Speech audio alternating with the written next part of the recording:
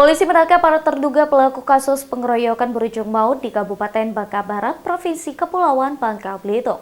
Sebanyak 8 orang ditetapkan sebagai tersangka.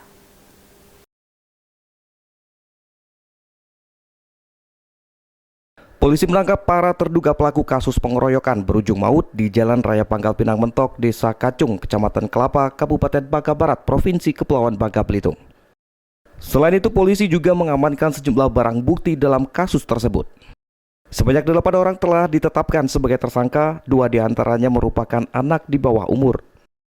Para tersangka masing-masing inisial SY 32, AS 24, GS 25, dan RB 23 tahun, serta 1 orang anak di bawah umur ditetapkan jadi tersangka pembunuhan. Sedangkan AZ 21 dan AF 20 tahun, serta 1 orang anak di bawah umur ditetapkan sebagai tersangka perusak sepeda motor korban.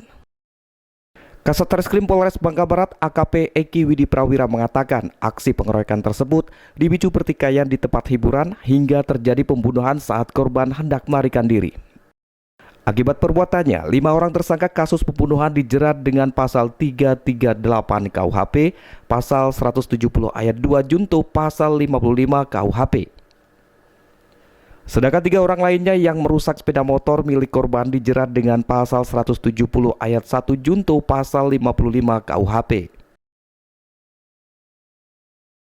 Ya, jadi 4 orang yang melaksanakan pemukulan terhadap korban, kemudian 2 tersangka melaksanakan pengerusakan terhadap barang.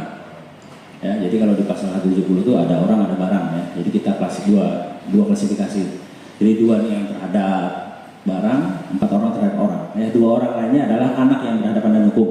Nah, perlu kami sampaikan juga terhadap sistem peradilan anak ini berbeda ya, sehingga 2 anak yang berhadapan dengan hukum ini tidak kita laksanakan penahanan ya, karena jangka waktunya sungguh cepat. Dan kita lihat mereka juga didampingi dengan PH kooperatif sehingga kita tidak melaksanakan penahanan. Diketahui sebelumnya korban atas nama Apriyadi usia 29 tahun meregang nyawa setelah dikeroyok oleh sejumlah orang pada Selasa dini hari.